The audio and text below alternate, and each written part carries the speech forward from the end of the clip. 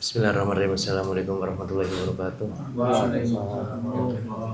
Alhamdulillah rabbil alamin. Alhamdulillah syukurillah ni'matillah wa la hawla wa la quwwata illa billah.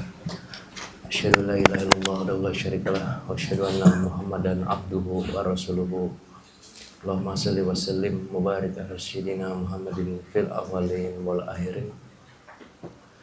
Shalli wa sallim mubarik ala sayyidina Muhammadin fi kulli waqtin wahin. Wassalli wassallim mubarik ala sayyidina Muhammadin fil mala'i ila yaumiddin. Subhanaka la ilma lana illa ma 'allamtana innaka antal alimul hakim. Rabbi shrah sadri wa yassir amri wa hlul 'uqdatam min lisani yafqahu qawli. Ala ya'lamu man khalaqahu wa latiful khabir wa syabna angka kita ada serta yaumul hadi. Amma ba'du. Alhamdulillah ala kulli hal. Saya berwasiat khususnya untuk diri saya dan umumnya kepada saudara atau saudari agar selalu bertakwa yang sebenar-benarnya takwa, yakni menjalankan perintah Allah Subhanahu wa taala, menjalankan perintah Rasulullah sallallahu alaihi wasallam, ulama-ulama, dan menjauhkan daripada yang dilarang oleh Allah Subhanahu wa taala, yang dilarang oleh Rasul, yang dilarang oleh ulama-ulama dengan semampunya. Amin ya rabbal alamin. Alhamdulillah ala kulli hal. Tak lupa juga kita berkirim salam dan salawat kepada Nabi Yuna Muhammad sallallahu alaihi wasallam, wabil khusus kepada Sayyidina Abi Bakar wa Umar wa Utsman wa Ali serta sahabat-sahabatnya, wabil khusus kepada ahli baitnya, wabil khusus kepada umatnya sampai yaumil qiyamah. Amin ya rabbal alamin. Alhamdulillah ala kulli hal. Tak lupa juga kita berterima kasih kepada guru-guru kita, baik guru-guru di sekolah dulu, dosen-dosen kita di kampus, wabil khusus guru-guru ngaji kita. Semoga beliau semua yang mengajar dan kita yang belajar, Allah bukakan pintu maaf yang seluas-luasnya, Allah bukakan pintu sabar yang sebanyak-banyaknya, Allah bukakan pintu ridho yang seluas-luasnya, Allah bukakan pintu taubat yang sebenar-benarnya, Allah bukakan pintu pengenalan yang sebaik-baiknya, Allah bukakan pintu rezeki yang seluas-luasnya. Amal ibadah kita yang tidak seberapa Allah Subhanahu wa taala menerima dan meridhoinya. Amin ya rabbal alamin. Alhamdulillah lakul hal. Jadi pada malam hari ini kita sudah mungkin memasuki bulan Sya'ban, yakni bulannya Rasulullah sallallahu alaihi wasallam, yang dimana kita harus banyak-banyak memuji beliau lebih khusus setiap hari, setiap detik. Salawat, salam yang kita haturkan kepada beliau, pada para sahabatnya, ahli baitnya, dengan niat yang tulus. Semoga Allah Subhanahu wa taala juga menerima dan meridhoinya. Amin ya rabbal alamin. Jadi buat kawan-kawan kita yang hadir di sini, salawatnya jangan lupa dibaca gitu. Salawatnya jangan lupa dibaca. Istighfar 1000, salawat 1000. Karena dengan berjalannya waktu dari tahun 2019, 2020 wabil khusus banyak yang ngaji mulai kendor salawatnya, wabil khusus tentang istighfarnya gitu. Jadi buat teman-teman yang merasa salawatnya udah nggak dibaca lagi, ya dibaca lagi gitu, karena nggak ada salahnya, gratis dibaca. Yang 1000 bisa naik 2000, tapi bilang dulu gitu, karena alhamdulillah kulli hal di pengajian lain udah 5000 sih rata-rata. Di sini 1000 aja berat banget, padahal gajinya mau jutaan gitu. Yang dimana kenapa kita harus membaca salawat, karena salawat yang antum baca sama istighfar yang antum baca itu ada sanadnya. Pak insya Allah nanti ketika ketemu babnya juga akan ketemu jalurnya gitu. Sama seperti kajian kita wabil khusus yang bulan lalu pada pasal hikam 54 atau 55 tuh, tentang kalimat la ilaha illallah, juga kalian kan dapat juga sanadnya gitu. Kenapa orang lain nggak bisa dapat?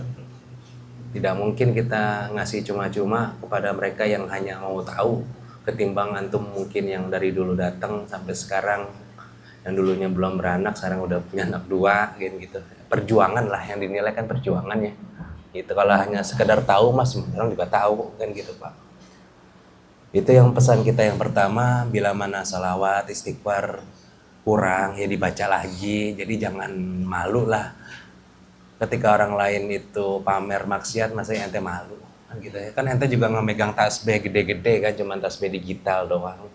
belilah yang 60.000 yang agak lumayan cakep, 60 ribuan sendiri, jangan tadi beliin lagi. Ya nanti ki beliin ki gitu. Kalau dia emang ki beliin ki ganti kan gitu ya.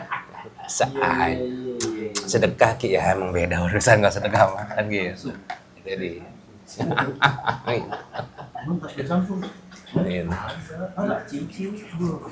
jadi dibaca gitu ya. Mudah-mudahan ini sebagai pengingat, karena semakin kesini kita semakin kesana. Saya lihat ngajinya bagus, cuman zikirnya kendor karena kebutuhan kan gitu. Padahal magnet rezeki kan saudara tahu, yakni Rasulullah SAW. Bukan bawa dia, bukan. Cuman pertama kan nyebut dia, yang kedua ngamalin ajarannya dia. Itu yang menyebabkan rezeki itu datang gitu. Kalau nyebut-nyebut dia aja, nanti antum berkeyakinan apakah sholawat bisa datangin rezeki? Ya belum tentu Pak. Karena kan pastikan ujung-ujung antum harus ngamalin apa yang diamalin oleh Rasulullah SAW gitu. Jadi pada malam hari ini ada sedikit tema daripada Al-Hikam yang sudah sampai berapa ya? Kemarin di satu ya? Ada yang mau ditanyakan kah kemarin tentang Toma? Gitu.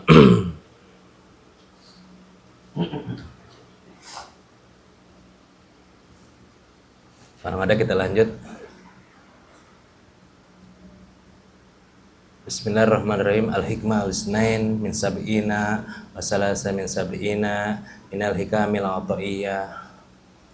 Faqala Imam Syekh Ahmad Ibn Athaillah Syekandari rahimahullahu ta'ala wa nafa'ana bih wa bi barakatihi wa bi ulumih wa bi sirrihi. Faqala Syekh ma qadaka syai'un misal waham, yakni ma qadaka tidak ada sesuatu yang dapat memimpin engkau. Jadi ketika kita sudah ada kata-kata makodaka, berarti dia nih ke arah jalan yang salah nih. Makodaka syai'un, tidak ada yang menipu engkau dalam segala sesuatu, amislun al-waham, seperti angan-angan yang kosong.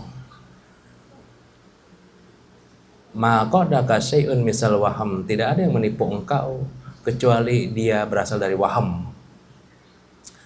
Anta hurrum mima anta anhu ayishu wa abdullah ma anta lahu toma.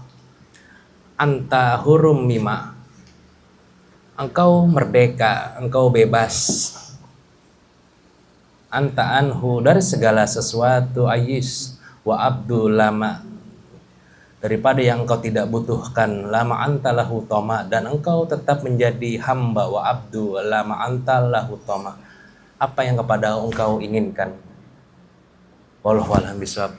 Jadi saudara-saudara yang saya muliakan, hari ini tuh sebenarnya ngaji kita makin lama makin dalam kalau kita perhatiin lama-lama, karena inilah yang menyebabkan kita binasa berawal dari waham. Waham itu ialah harapan palsu. Nanti akan kita jelaskan waham itu.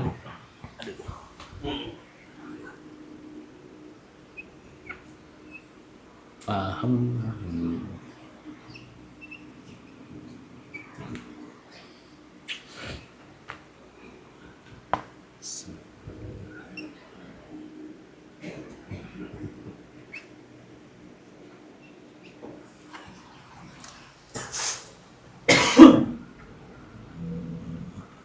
Pasal 7273. Jadi yang pertama tentang waham, Pak. Waham. Al-waham. Gitu. Al-waham.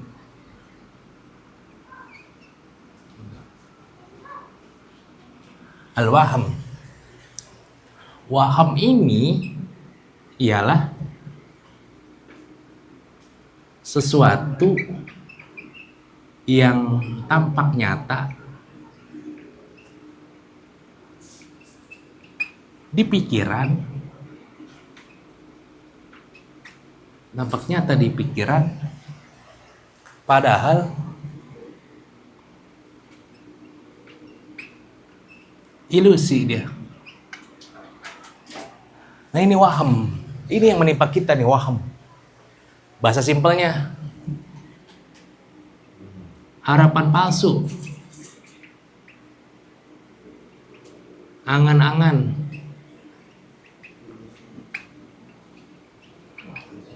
Harapan palsu, angan-angan. Hayalan, boleh hayalan.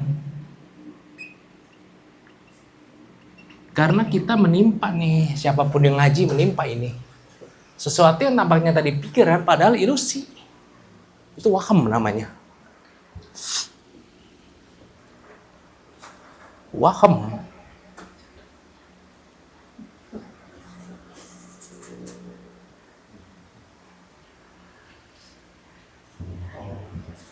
Gitu. Jadi waham itu ialah sesuatu yang tampak nyata di pikiran padahal ilusi. Apa? Ilusi itu apa? Atau tidak kenyataan gitu. Kalau antum bingung ilusi itu apa? Harapan palsu, angan-angan, hayalan. Nah ini yang lebih halus lagi kita masukin namanya prasangka. Asumsi. Nah ini nih, ini namanya waham. Waham. Ini bahaya benar dalam hidup waham. Celaka orang kalau hidupnya kebanyakan waham. Waham.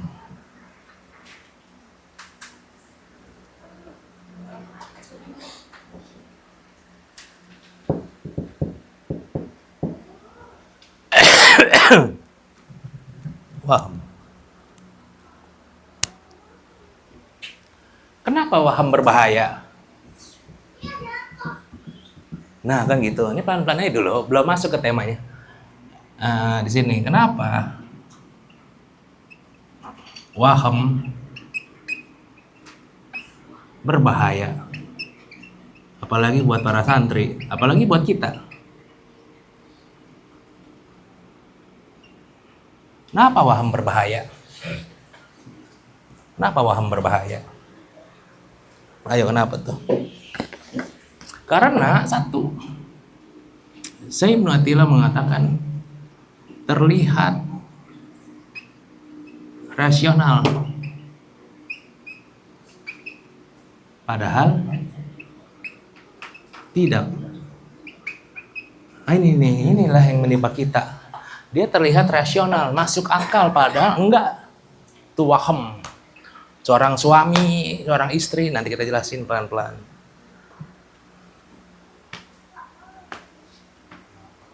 Yang nomor 2, ia sangat halus. Waham itu sangat halus. Tidak merasa berdosa waham.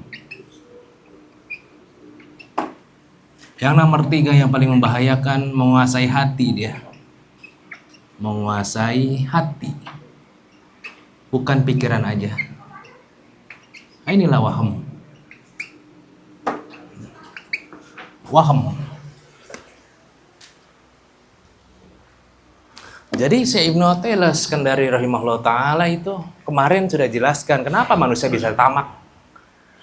Gara-gara ini tak waham. Kalau gua gak kerja, gua gak dapat uang, gimana nih. Itu di otaknya dia ngumpul. Itu namanya waham. Itu yang menyebabkan manusia binasa. Nomor 2 buktinya apa?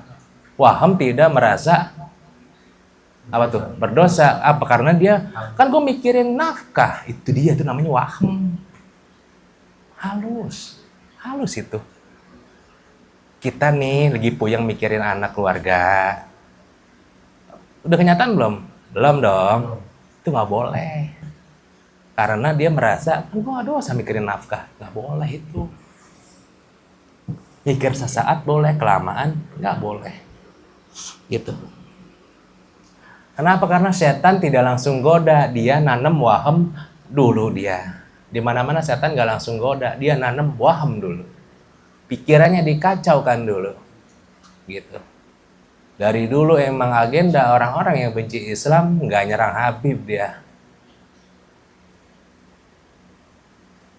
Acaranya dulu yang diserang pelan-pelan, baru orangnya sekarang. Personalnya, personal brandingnya baru kena. Gitu. Itu namanya wahm.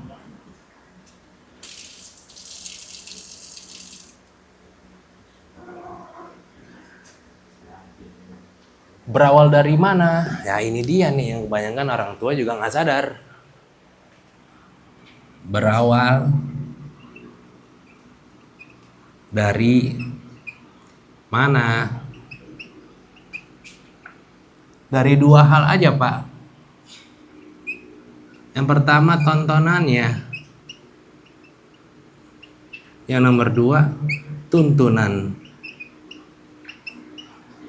Nah ini nih, berawal dari mana? Tontonan dan tuntunan. Anak kecil, jadi maksudnya tentang anak kecil dulu. Dari bocah laki atau perempuan, dia usia ya 3 tahun sampai lebih dah gitu. Bahkan ada yang 2 tahun udah kenal HP. Tontonan dan tuntunan dia sangat berpengaruh kepada wahm. Sangat berpengaruh. Sangat berpengaruh. Kalau tontonannya dari kecil tentang hayalan-hayalan, dia akan tumbuh sebagai anak kecil yang banyak menghayal. Gak realistis jadinya. Tuntunannya berarti kan dari orang tuanya. Kalau tuntunan dari orang tuanya.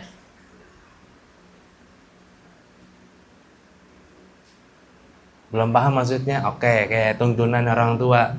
Kalau kamu nggak punya uang, bagaimana kamu mau dihargai di kampung ini? Anak kecil udah ke-mindset begitu dari kecil. Akhirnya dia berpikir manusia itu bernilai sama dengan uang. Dari kecil udah ke-mindset tuh. Karena orang tuanya nanemin apa? Yang dihargain di kampung orang yang kaya, bukan orang yang berilmu. Akhirnya banyak wahm ini. Ketika wahm udah muncul, baru yang kemarin akan bersifat tamak dia. Tamak, rakus. Secara nggak sadar. Ingin nguasain orang, nguasain istrinya, nguasain lingkungannya, nguasain ini. Caranya benar, cuma dalam hatinya orang nggak ada yang tahu. Gitu. Wahm.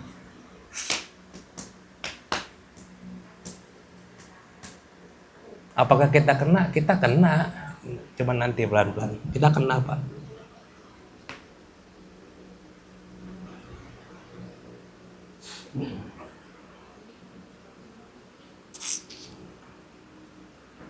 Tentang wahm.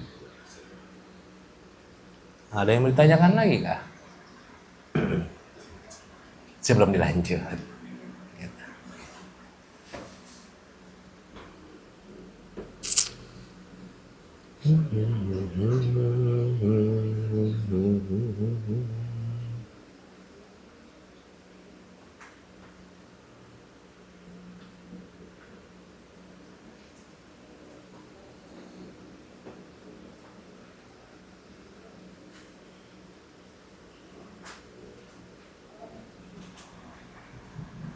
Ada yang mau ditanyakan sama saya lanjut? Jadi gini saudara, yang kemarin kan lagi bahas tamak tuh. Kenapa tamak itu yang paling sehina-hinanya dasar untuk melakukan suatu perbuatan yang sangat jahat? Karena berawal dari ini nih. Wahm itu ialah sesuatu yang tampak nyata di pikiran padahal ilusi, tidak kenyataan. Contohnya Gen Z, dia bawa CV. Dalam hatinya, dalam pikirannya, gagal nih kayak gua. Kayak gitu, itu wahm namanya. Maju juga belum, tapi di otaknya dia udah gagal nih gua. Gagal nih gua. Udah, akhirnya gak keterima. Nyalinnya siapa? Tuhan pasti disalahin. Tuhan gak adil. Kenapa harus orang-orang kaya yang dapat kerjaan? Saya yang juang mati-matian, naik angkot misalnya, sampai dia bawa-bawa gitu misalnya. Sampai saya fotokopi bolak-balik, malah gak terima. Atau pejuang nafkah, lagi kerja, kepikiran. Marah nih bini gua. Itu wahm namanya. Itu maksud saya begitu. Allah marah di situ. Marah banget. Karena kaitannya dengan pasal 72 nanti. 73, mohon maaf. Apa hati kita jadi terikat sama makhluk. Itu yang bikin Allah tuh marah, akhirnya nggak nyampe-nyampe. Boleh dibuktikan? Oke. Ketika antum yang laki ngasih duit ke istrinya, demi Allah ya, dalam hati supaya dia nggak marah aja.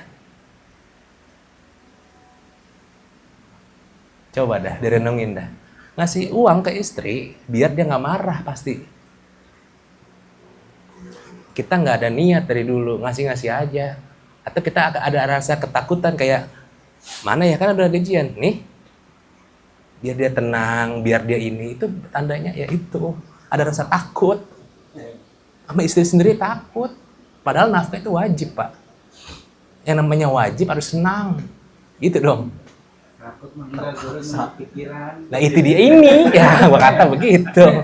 Ya ini lah itu, I like it. Gitu.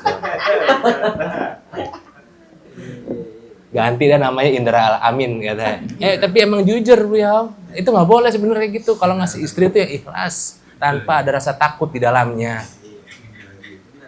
Tapi bener loh yang laki-laki coba ada kayak ikhlas minta lagi. Ya inilah makanya akhirnya kita jadi tamak. Itu nggak boleh. Manusia kalau udah tamak, ria, ujub, sombong, itu gampang banget tumbuhnya. Karena subur hatinya. Kalau boleh dikatakan, kayak kalau dibuat begininya nih, kalau ininya udah tamak, apa aja numbuh ini, gitu Pak Indra. Kalau hati kita udah tamak, apa aja numbuh. Apa aja dilakuin. Ngapa sih, yang penting keluarga gue seneng tuh. Padahal caranya kan nggak boleh, sama Islam nyolong sana sini. Berdalih dia nafkahin keluarga, padahal serakah, itulah topeng moral. Lebih halus lagi, di Ihya Ulumuddin ada topeng moral.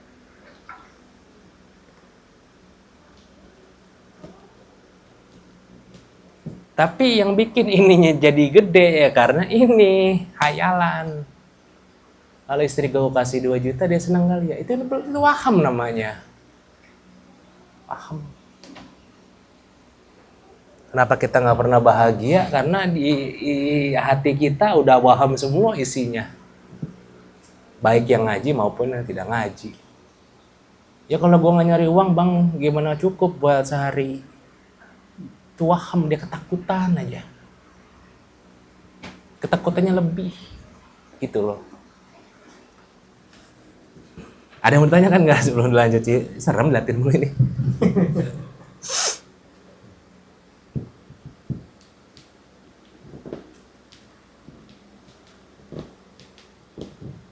Nggak ada, kita lanjut nih.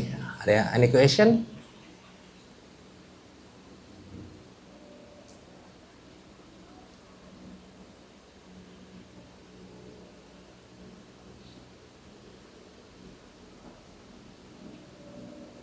Nggak ada. Kalau nggak ada kita bahas faktor dulu. Faktornya ada 2 dia. Kalau menyangkut usia dewasa. Dari usia balik berarti ya. Ada 2, ada intern. Intern itu baca dari dalam. Yang pertama, lemah yakinnya kepada Allah Subhanahu wa taala. Lemah yakinnya dia kepada Allah. Seorang pedagang ketika kepalanya diisi waham, dia berkata, kalau gua jujur gua rugi lah. Gila, ongkosnya berapa gua ngambil, bensinnya, ininya, masa gua jual cuman goceng? Itu waham semua otaknya. Gimana? Masih di kepala Pak, belum kenyataan, belum. Itulah waham. Kalau saya jujur saya rugi lah, gila ongkosnya berapa, ininya berapa. Itu dia maksud saya, nggak boleh itu. Hitung-hitungan boleh, hitung-hitungan. Jadi buat para pedagang harus manajemen ekonominya harus bagus. Yang kedua manajemen risknya, resiko manajemennya kudu terbentuk. Cuman ketika dipikirkan berlebihan, jadi waham dia. Akhirnya apa? Tamak. Tamak. Yang seharusnya nggak dihitung ongkos, dihitung sama dia ongkos. Ada yang begitu pedagang. Kayak Ninja Hattori yang keliling.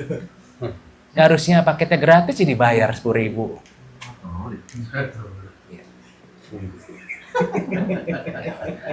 Ya salah lagi Pak, emang ini. Kayak Gojek ya. Grab. Iya. Kan gitu. Yang huruf Gojek, Grab. Yang harusnya gratis ongkir karena tamak, dia merasa capek, merasa begini. Ketemu konsumen, gue mintain duit nih. Tambahan bu 10.000, itu tamak namanya. Akhirnya nggak berubah hidupnya. Konsumen yang sekarang udah pinter digas balik. Orang gratis bang. Ya udah kalau ibu nggak mau bayar, emang nggak bayar saya. Udah diomelin, dikasih bintang 1. Apa nggak mikir? Dia dikalahkan oleh ketakutan anak bininya nggak makan. Dia takut jujur, takut. Hati-hati konsumen sekarang pinter-pinter. Apalagi di up ke media sosial. Masa gratis ongkir dia minta 10.000. Tolong dong yang kenal nama abang ini dipecat. Waduh ya begitu. Jadi rungkat semuanya gara-gara 10.000. Kalau memang itu ya bilang aja. Bilang. Ada tambahan bensin pak atau gimana. Cuman kan sekarang juga nggak boleh kayak gitu ya. Kudu pinter-pinter lah intinya. Kalau kagak digas sama konsumen. Gitu. Ini berawal dari ini. Lemah yakinnya kepada Allah kalau kita apalagi Gen Z. Gen Z itu anak-anak muda sekarang tahun 97 dah sampai 2023 ke atas udah Gen Alpha jatuhnya. Gen Z banget itu, lemah yakinnya kepada Allah, akhirnya dia wahamnya kebanyakan. Invest Bitcoin, kripto, amblas. Kalau Gen Boomer kan kebanyakan koperasi, asuransi, amblas. Bener dong, fakta kan. Yang goib-goibnya ke Gunung Kawi, pinggir kali, Tajen, beli keris. Demi Allah itu kenapa ya Indonesia berantas banget, dibodoh-bodohin. Seumuran Pak Ahmad, Pak Niang, dibohongin sama tadi. Dimas Kanjeng ngandain duit, lagi duduk nih, lu mau kaya, ikut gue yuk pinggir kali Pesanggerahan, bawa ini tuh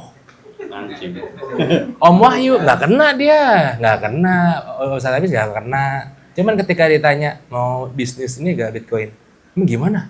Kena, udah gitu. Itu beda doang, beda zaman. Beda kemasan. Di sini mah nggak bakalan kena, yang udah puyeng gimana? Ada modal. Nggak ada modal. Emang udah gak ada modal, bagaimana ya?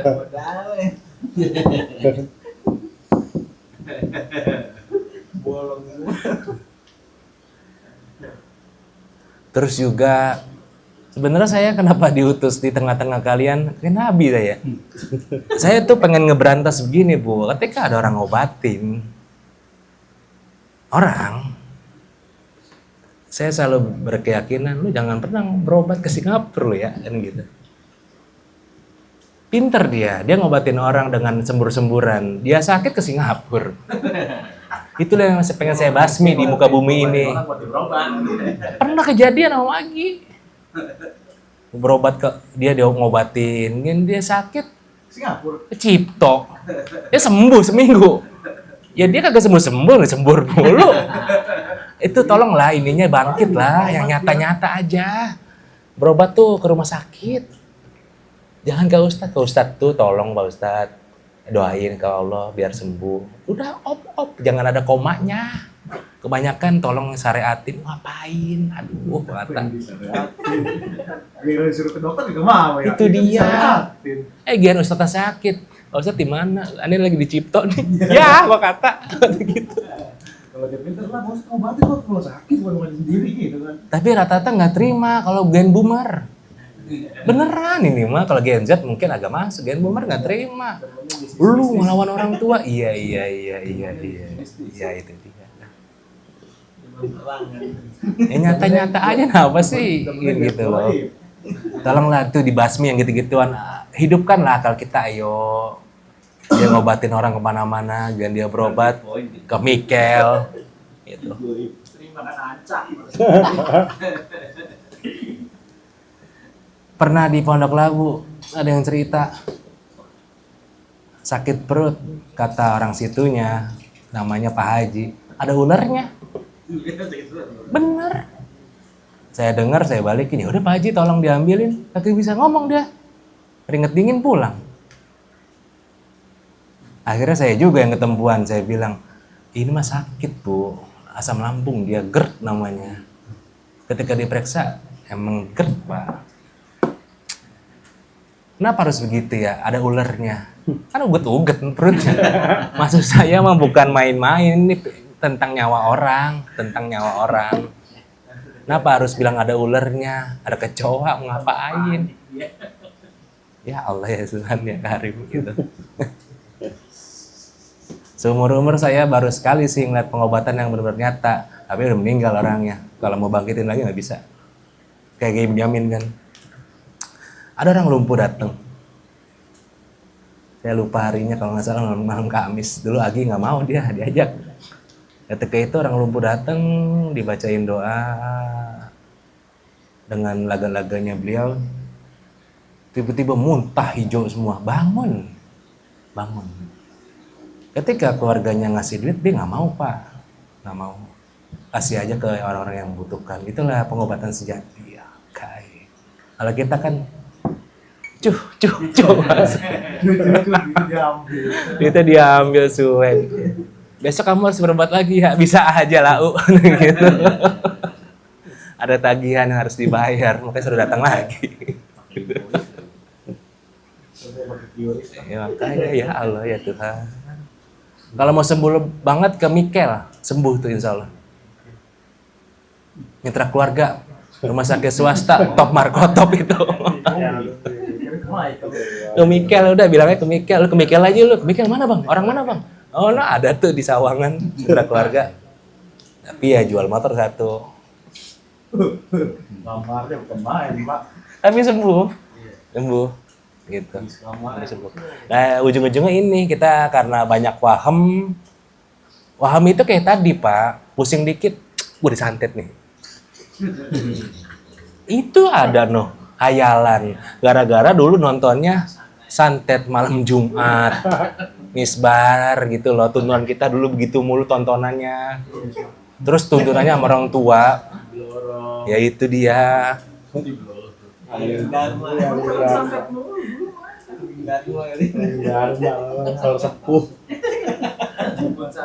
Itu ngaruh pak. Jadi kayak nggak hilang, tangan nggak bisa gerak, ketindihan, kagak bisa napes, ketindihan. Kalau antum tidur tiba-tiba ditindihin, itu bukan ketindihan, tandanya dia fragma jantung ketekan, itu balik badan aja. Kamu minta tolong siapa? Direperap ya bahasanya. Yang nggak punya duit setan disalahin. Ayolah, bangkitlah. Gak selamanya itu mistis tahu. Gak selamanya. Ada aja kita mah ya. Bocah rewel baik, sawan apa ya? Kita banget tuh. Padahal lapar itu menyusu, gerah itu lembab. Lu jangan ngerubungin bayi, abang melaler dia. Maksudnya dia bayi dikerubungin nangis, panas. Lapar itu kebanyakan kalau bayi. Lapar, kalau nggak penuh pampersnya. Yang nomor 3, perutnya sakit, diurut pelan-pelan. Jangan sampai kejadian bayi di mana diminumin jamu meninggal dunia. Iya ada tuh di Jawa.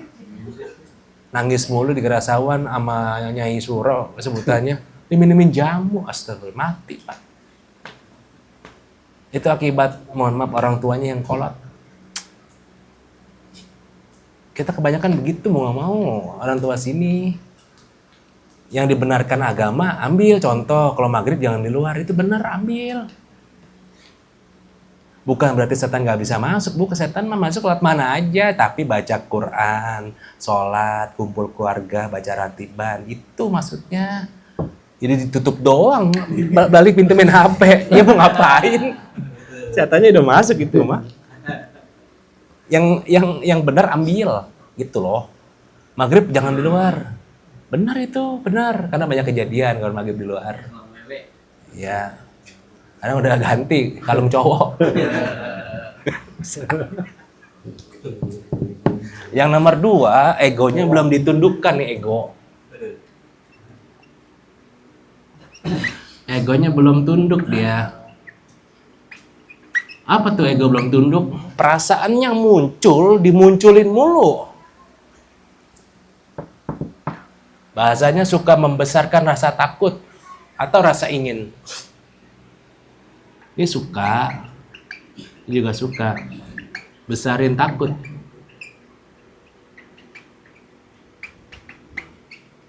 Ini juga suka besarin keinginan, ingin. Jadi yang harusnya kebutuhan, dia keinginan digedein, keinginan. Itu jadi wahm namanya. Takut miskin, akhirnya pelit gitu maksudnya Pak. Takut miskin, dia akhirnya pelit. Karena rasa takutnya dibesarin sama dia. Nah yang nomor 2 agak dalam. Dia takut kehilangan, akhirnya bergantung pada makhluk. Takut kehilangan. Takut kehilangan pekerjaan. Hatinya dia berharap banget jangan dipecat. Nanti kalau gue dipecat, gue gimana anak bini gue? Itu dia, akhirnya bergantung sama makhluk. Kata Allah, nggak bisa, lo harus keluar dia akhirnya. Hicap jadinya kan. Padahal mah kerja aja, profesional. Kalau memang belum disuruh sholat sama bosnya, ya udah lakuin dulu kerjaan, baru sholat. Gitu. Yang lebih halusnya kayak dulu tentang duha. Kalau nggak duha, ntar begini, ntar begitu. Hatinya tuh waham semua isinya. Itu namanya waham. Jam 9, jam 10 udah gini aja. Aduh nggak duha gua, aduh nggak duha. Aduh tengah duha, Tuhan marah. Cak ya aja mogel, apa yang marah? Kagak. Allah nggak marah, ente nggak duha. Karena Allah tahu mungkin ente lagi tidurin anak, ngelayanin suami, ngelayanin klien. Bahkan lagi tidur. Nggak marah Allah. Yang bikin marah tuh karena wahamnya tadi. Kesannya kita deket banget sama Tuhan. Ada kayak di sini yang begitu perasaannya? Banyak kayaknya saya lihat. Apalagi Bu Yus. Jadi Bu Yus tuh di otaknya sering ngumpul. Takut begini, takut begini, takut begini, takut begini, takut begini. Padahal belum kejadian, belum kejadian. Tapi guru, gitu dia pasti pengen ngomong. Belum kejadian tapi takut. Ntar kalau gua nggak masak, bapak suami gua marah ini, pulang gimana gitu. Iya. Yang paling penting nomor 3, pengalaman masa lalu, pengalaman luka. Makanya anak kecil jangan ditanam luka. Hati-hati dia ke bawah sampai tua. Jangan ditanam luka anak kecil. Yang udah ya udah minta ampun sama Allah. Mudah-mudahan cucunya nggak ngikutin saya atau bapaknya atau suami saya gitu. Masih kecil ditanam luka, jadi akhirnya dia apa? Merasa dulu lu nggak tahu sih, nenek gua didik gua dijambak-jambak begini. Hah? Apa segitunya ya? Iya, makanya lu begini aja cemen. Kata-kata cemen kena di hatinya dia. Akhirnya dia jadi minder. Hati-hati nanam luka. Bahaya tahu nanam luka dari kecil. Anak mau maju disepelein. Belajar bahasa Jepang, ya elah cabogel, lu Inggris aja belum bisa. Akhirnya dia merasa nggak didukung sama orang tuanya, kayak gitu. Paham saya nggak ada uang misalnya untuk les bahasa Jepang, cuman bahasanya jangan nyinggung dia. Lu belajar bahasa apaan? Prancis, buat apaan? Sekarang yang dibutuhin Inggris. Tuh akhirnya dia diem, ada luka di hatinya dia. Kebawa kan sampai tua. Udah besok-besok nggak usah ngomong sama ya emak, pasti nggak boleh dia. Bukan luka jadinya. Sekarang Gen Z serem tahu. Ketika dia udah nikah, istrinya nanya, engkau milih ibumu apa aku? Tuh hati-hati Gen Z sekarang tuh. Kan serem juga ya ditanya begitu ya. Kok ibu kamu ikut campur mulu ya? Makanya kalau memang belum siap nikahin jangan nikah dulu bang. Masa setiap kita jalan dia selalu ngerecokin status kita? Iya. Bener tahu itu fakta. Mudah-mudahan Buyus enggak. Orang sini enggak dah mudah-mudahan. Jadi kayak gini, kita punya anak nih misalnya Om Wahyu udah nikah. Orang tua kita komen statusnya kita itu namanya ikut campur. Akhirnya risih. Itu loh. Bagi anak sekarang itu masalah Pak. Bagi kita kan no problem ya. Bagi anak sekarang masalah. Dibahas mulu ya. Ibu kamu ngapain sih? Maksudnya saban kita ke rumah pengen ikut mulu. Emang bisa cengtri naik motor? Ya begitulah. Emang itu tuh yang pertama emang agamanya kurang. Anak-anaknya gimana ya. Jadi ibunya pengen main sama anaknya apa cucunya malah dianggap ntar neko-neko kayak gitu ya. Pinter-pinter lah intinya zaman sekarang tuh pinter-pinter aja. Kalau kagak bisa nyinggung mantu. Salah-salah nyinggung mantu. Apalagi anak lakinya diem aja. Nggak ngebela siapa-siapa. Makin jadi mantunya. Lu ngebela gua kayak depan mertua. Malah diem aja gue lihat main HP. Iya salah lagi aja gue. Yang belum nikah emang ketawa. Tapi yang udah nikah coba tanya dah.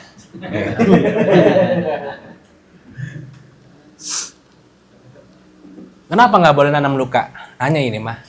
Karena memunculkan cerita dia di kepalanya dia. Ada cerita tuh padahal ceritanya belum nyata. Gitu loh Pak. Kayak dulu dia pengen les nggak boleh. Akhirnya di kepalanya dia. Udah jangan Dayang, jangan ikut gitu-gituan. Kamu nggak boleh sukses. Kamu ngomong gitu. Kayak gitu dia. Soal dulu bapaknya ngelarang dia mulu. Akhirnya ke bawah sifatnya. Kayak gitu. Nggak baik jadinya. Makanya kalau sesuatu yang tidak ada agamanya kudu di warning namanya. Makanya kalau apa-apa tuh selipin agama. Kata-kata bijak kalau nggak ada agamanya juga jadi rungkat. Kata-kata bijak.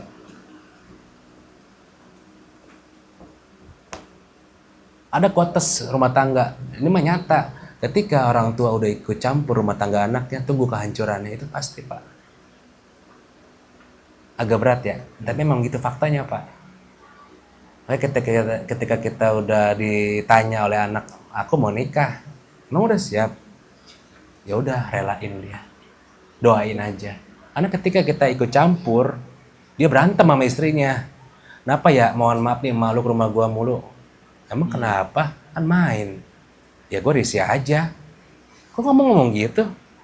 Udah 2 tahun lah kita nikah. Iya gue risih asli. Tuh, ya ribut. Beda zaman, inget Bu, Mbak, beda zaman. Sekarang ada media sosial. Nanti ada di faktor eksternal, ada media sosial. Yang dikit-dikit ngadu ke media sosial. Guys, gimana nih ya kalau ada mertua datang mulu ke rumah? Niatnya sih cuma nengok cucu. Cuman saya liatin kok dia megang mulu ya. Dikit-dikit ini nggak boleh, itu nggak boleh. Gue jadi risih. Waduh, berat juga itu. Cuman cerita ini mah.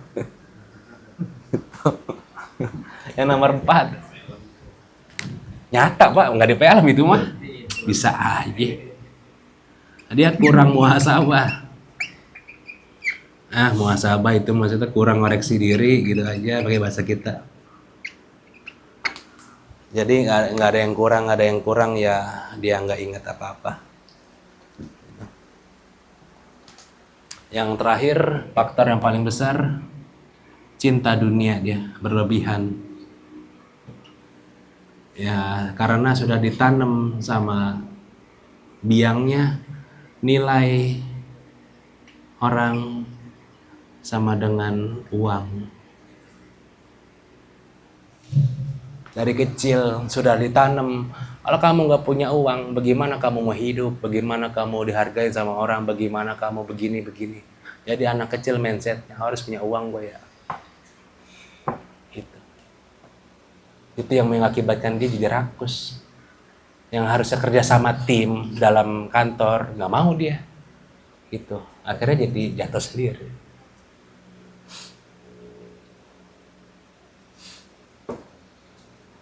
Kok guru sampai ngomong gitu? Karena ada bu pasangan Gen Z ke rumah, sering banyak.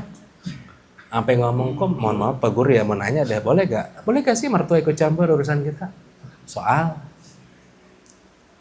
iya anak saya sakit, tiba-tiba dia datang, bilang bawa ke dukun lah, dukun anak, begini lah, ini. Saya kan nggak mau. Ya gimana? Ya jawabnya bijak-bijak dah kan gitu. Tapi nyata tahu gitu-gituan. Dibilang saya nggak becus lah ngurus anak. Ketika saya bilang ini anak saya, dia ngomong itu cucu saya ribut gara-gara ini anak. Aduh, pusing juga ya. Itu kan cucu saya, ini kan anak saya. Nah lo, untung bukan anak saya gituin. Untung saya komedi orangnya. Kalau kagak dia canggung, saya jadi canggung. Itu dia. Saya juga bingung sampai ngasih tahu alamat. Deh, ada aja yang datang. Kemarin Habib siapa tuh datang dari Habib Zakir. Deh. Iya lemes banget gue kata. Udah tua lagi minta ilmu gitu-gitu mau ngapain? Ente pengen buka pertunjukan nih Taman Mini. Ada boleh deh yang ngecerekin. Katanya biar bisa terbang gimana? Wah guru bisa terbang. Bingung. Lalu nomor 2 ada faktor eksternal. Mohon maaf dipercepat, ada eksternal tuh dari luar. Emang ada yang datang hari Minggu sorenya, bisa lemes banget ya. Nggak bisa tidur lah ya tuh.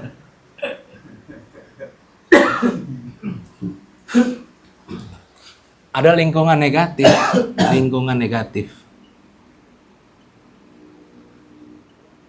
Ini mah buat ngebentuk kita, bukan menjadi orang sempurna, bukan, cuman terhindar aja dari waham.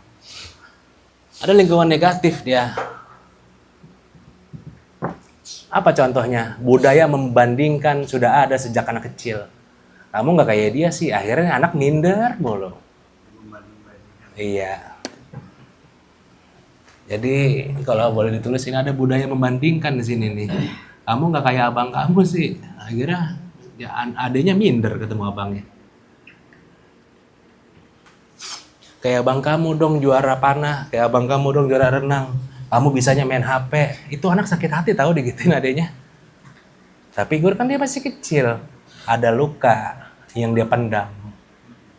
Dia berkeinginan, setahu saya nih, bocil di rumah saya tuh di komplek pas saya tanyain, Pak Guru ntar kalau saya udah gede mau beli mobil, emang ngapa? Biar duduk depan, habis yang di depan abang mulu. Aku kalau di depan nggak pernah boleh sama ayah. Tapi segitunya Pak ngomongnya. Tandanya kan ada luka. Apa yang ngomong gitu, berarti kan ada luka dia. Jadi kesannya nih ade pengen ke depan gak boleh mulu sama ayahnya.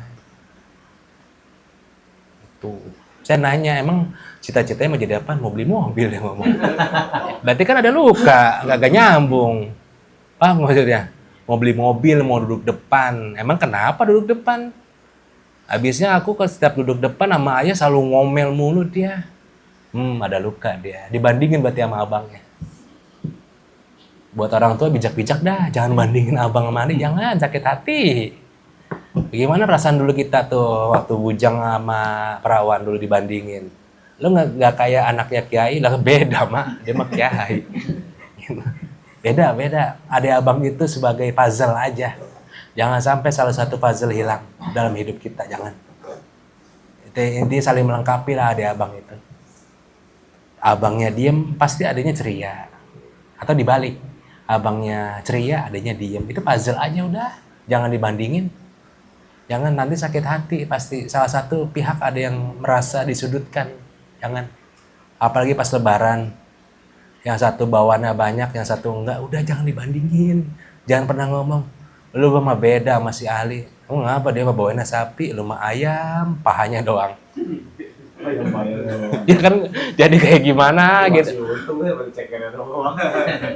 Datang lagi tangan kosong. Ada lagi tuh misalnya si Umar. Emang kenapa si Umar? Datang kosong kan pulang bawa. Setan emang. Cakep itu dia. Haji Untung. Kesannya bercanda kan, cuman ada luka itu. Karena merasa apa?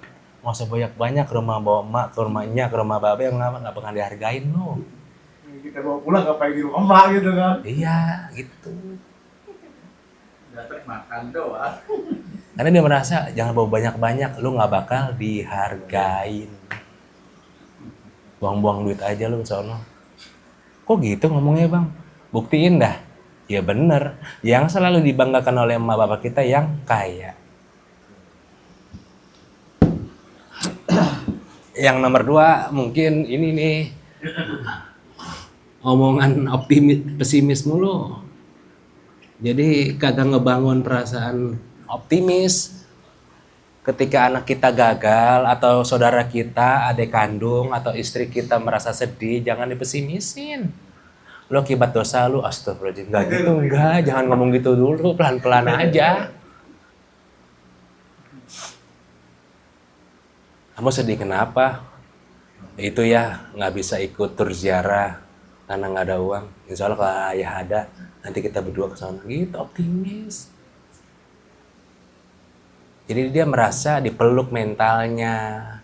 Laki-laki sih meluknya meluk jasad mulu sih ya. Mental tuh dipeluk tahu.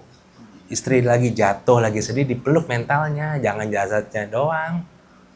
Dipeluk bangun, dipeluk bangun. Apa aja? Boleh Mas Adi kan mau pulang. Gitu. Ali mau pulang.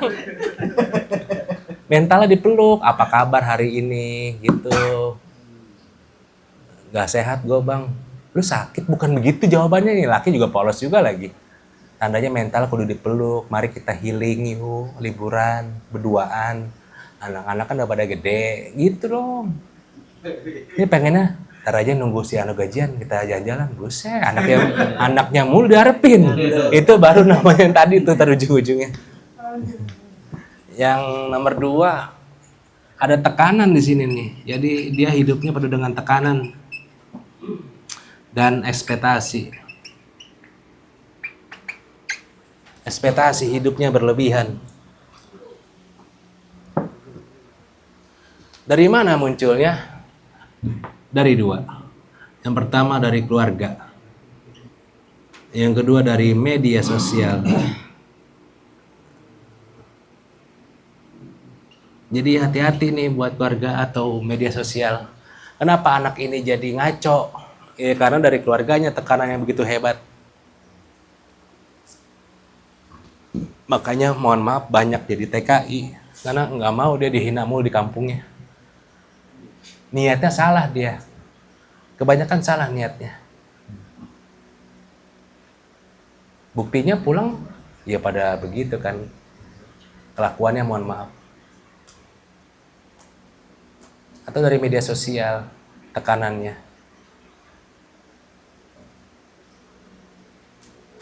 Gitu. Sebelum lanjut ada yang bertanyakan dulu kah?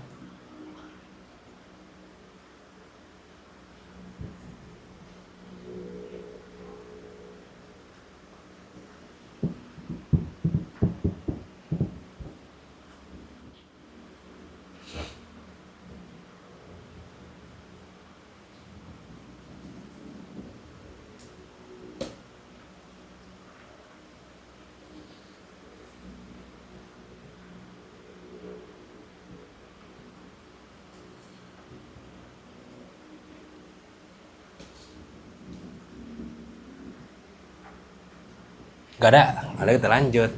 Yang nomor 3 yang terakhir, faktor eksternalnya ialah informasi atau ilmu tanpa cari tahu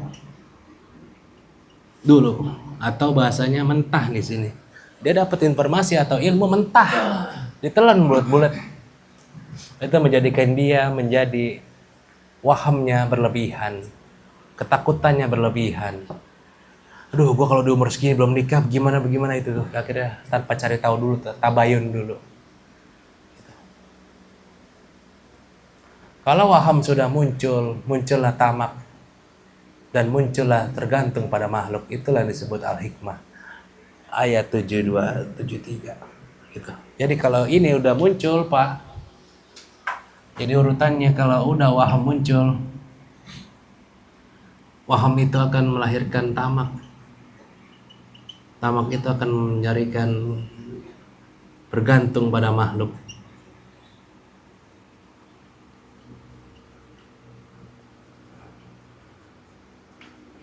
Ini hikmah yang terakhir nih, dan kita akan menjadi budaknya, hambanya. Itu hamba makhluk ya ini gara-gara jadi waham. Gara-gara waham.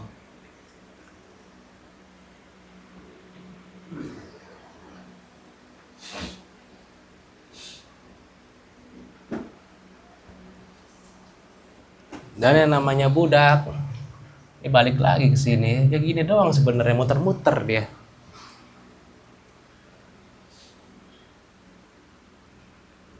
Bergantung sama istri misalnya, ngasih rezeki aja, dia ada rasa ketakutan. Takut dia marah, takut kurang, takut dia begini, padahal belum kejadian. Kalau lillahi ta'ala nggak begitu dia. Tandanya dia belum lillahi ta'ala, tandanya. Logikanya begitu, yang paling gampang. Insya Allah lillahi ta'ala. Udah ngasih aja 1 juta. Udah. Urusan dia marah, urusan belakangan. Beneran. Kebanyakan kagak. Kebanyakan. Ngasih 1 juta. Dalam hati, kurang gak nih? Ya itu waham namanya. Akhirnya ngegas. Wata gitu. Apa? Kata istri kata kalau ngasih berat kata dia. Kalau penangkapan gitu.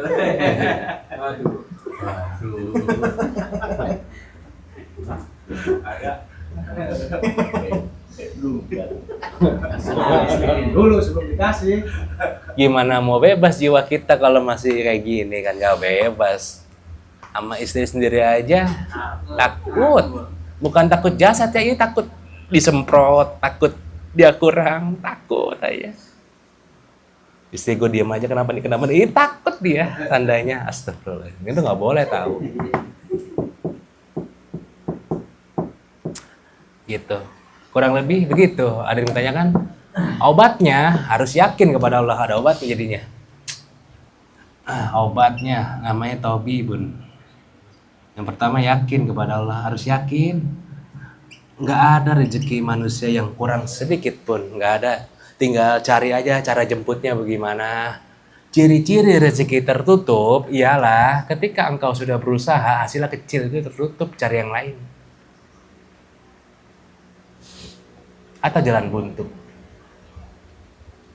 Dagang rugi mulu udah 3 kali, antum bukan dagang, cari lagi yang lain, dagang apa kayak gitu maksudnya. Ini maksain lagi dagang. Iya, kayak gitu. Nanti takutnya timbul waham, apa gua kayaknya mah ada nggak seneng nih. Waduh. Kayak gitu, Pak. Bukan sekali ya, tapi 3 kali. Dan perhitungan matang ekonominya. Kalau sekali mah emang kagak niat jualan. Kagak laku. Emang kagak laku kali gua mah. Kesel banget gua ya ini, udah kena duluan dia. Gitu. Emang agak susah memang ciri-cirinya kalau belum terbiasa. Iya benar. Lama-lama jadi tahu ntar Pak. Hancur-hancuran. Yang nomor 2, tawakal setelah ikhtiar. Setelah usaha dah gitu. Atau sebutnya pasrah. Jadi bukan langsung begini, tapi setelah ini. Bukan pasrah kosong, bukan. Yang penting nanti udah ngelamar, udah dagang, udah Allah tuh pasti ngasih. Ini pikirannya udah jualan, langsung di otaknya dia. Apa dagangan gue basi ya? Dicium lagi.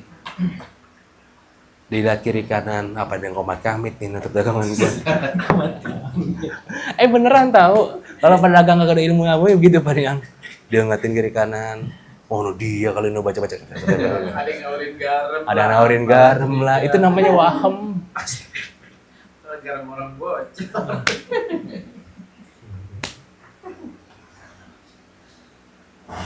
Yang kerja juga. Kita lagi jalan nih, dia berdua nih lagi begini. Tiba-tiba dia ngomongin gua nih. Itu waham, astagfirullah. Itu waham. Buat ibu-ibu juga kalau di majelis mungkin kita lagi sendiri nih. Tiba-tiba ibu-ibu yang begini. Kita langsung merasa gua diomongin. Itu waham, ya Allah ya Tuhan. Jangan, itu ilusi. Sering tahu kayak gitu ibu-ibu sakit hatinya. Mama diomongin di majelis, emang kenapa? Jadi mama kan beda sendiri bajunya, ibu-ibu pada begini. Ya, kocak banget. Makanya. Itu waham namanya. Terakhir, sebelum kita ngopi, kembalikan ke fakta, bukan asumsi. Kembalikan ke fakta. Ke fakta yang ada gitu.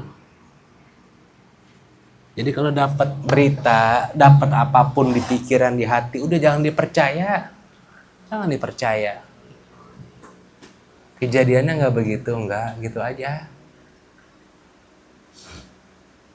Gara-gara begitu, dendam hati kita sama ibu haji, sama ibu guru, sama siapa. Gara-gara tadi cuman begini doang. Kita merasa gue ngomongin kayak ini gitu. Itu wali murid kenapa ya bisik-bisik di belakang saya itu kan. Waham itu. Akhirnya jadi tamak. Apa kita malah jadi sum'ah. Pengennya didengar mau cerita kita ya gitu jadinya. Yang terakhir, yang jarang orang bisa, zikir. Zikir, mesti ingat Allah Subhanahu wa taala di setiap apapun. Kurang lebih begitu, jadi pada intinya gara-gara waham hati kita jadi tamak. Kalau udah tamak, hati kita bergantung pada makhluk. Makhluk itu bukan manusia aja, seperti uang atau yang berbentuk apapun lah yang hati ente condong ke sana. Kalau udah condong, kita jadi budaknya dia tanpa sadar. Ngasih anak dengan harapan ini anak nurut. Padahal kalau ngasih emang kewajiban seorang suami, orang tuanya kan kalau ngasih nafkah wajib. Mendidik tidak sesuai harapan, marah. Padahal sadar diri orang tuanya mungkin biayain pakai duit haram. Malam jalang doain. Itu. Sama-sama itulah, koreksi diri lah. Gitu, sama-sama koreksi diri. Kalau anak udah disekolahin, udah percayakan sama gurunya. Zaman sekarang dipenjarain gurunya. Namanya waham kan. Kurang ajar anak gue dipukul, gue penjarain gurunya. Gitu kan zaman sekarang. Apa mikirnya udah aneh-aneh. Apa anak gue dikemplang kayak kampak kali ya, apa udara, lebay banget. Paling cuman beret sininya. Waham namanya. Halas, ada lagi pertanyaan sebelum ngopi. Bang Bay udah nungguin mau ngopi. Nah. Zikirnya guru. Hah? Zikirnya itu tadi Pak, ingat sama Allah Pak. Gitu. Zikir mah gampang ya, atasnya dulu dah begitu.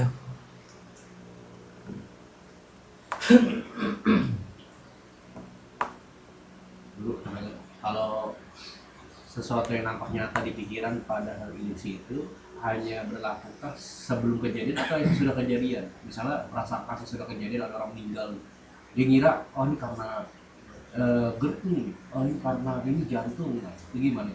Itu juga waham, gitu, sama. Cuman bedanya kalau tadi udah kejadian, bedanya situ aja. Karena ketika dia mikirin lagi, pasti dia nungguin kejadian lagi gitu, Mas Ardi. Fenomena namanya.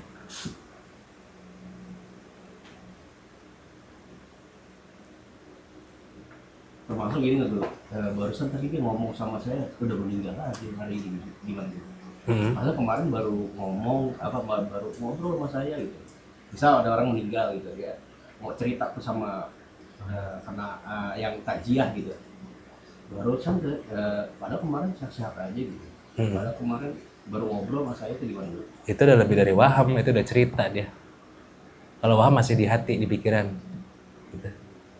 Dia sebelum ngomong udah kepikiran dulu tuh, gue harus cerita gitu. Itu masih di kepala dia tuh. Ketemu orang dia ungkapin lah apa yang diisi pikirannya. Kalau dia bantah, dia marah, tanda dia sum'ah.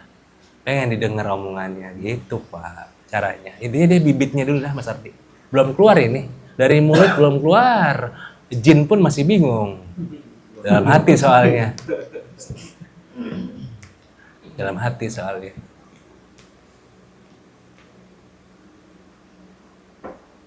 Ya kayak ngaji dari 5 tahun, tiba-tiba duduk diem. Kok begini-gini aja ya, itu namanya waham. Merasa dirinya terabaikan, merasa dirinya begini-gini aja, waham. Padahal Allah udah ngasih kenikmatan banyak banget. Jangan dia nggak sadarin. Itu. Kalau masih mikir juga ya ininya kurang berarti tuh. Nggak mau usaha, tawakal mulu kosong. Insya Allah ada rezekinya, lu jelas gak gerak ya bang. Keluar gitu. Beda kelas sama paus di laut beda kelas. Paus di laut tinggal buka mulut, ikan pada masuk, beda kelas. Sama wali-wali Allah tuh beda kelas. Jangan yang disamain, kita jauh.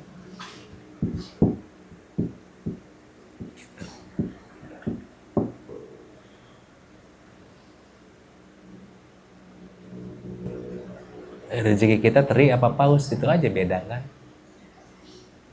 Paus buka mulut ribuan ikan masuk ke mulutnya. Iya. Kita coba apa keringetan punggung. Iya boncos. Ya ini ya udah dah. Gimana ya? Ini mah emang kenyataan, fakta hidup. Sampai kalau di motor pinggir kanan kiri lagi, pinggir kanan, capek banget mata udah gini-gini, ngelah napas ada berat banget, gitu. Udah kayak pinggiran sambel, gitu. Kurang lebih begitu dah. Ada lagi mau tanya sebelum ditutup? Alas, kurang lebih gitu kita hadiahkan buat saudara kita yang sedang berjuang cari uang. Ngamar kerjaan, yang punya keinginan, yang lagi hamil juga, semoga jaga kandungannya. Buat anak-anak kita yang di sekolah, kuliah, cari dojo, semua Allah subhanahu wa ta'ala ajarkan urusan hasilul Fatihah. Auzubillah. Rahman-Rahim, Maliki Yaumiddin. Dalim garin maghdubi biar waladdallin wallahu sallallahu ala Muhammad sallallahu alaihi wasallam ala Muhammad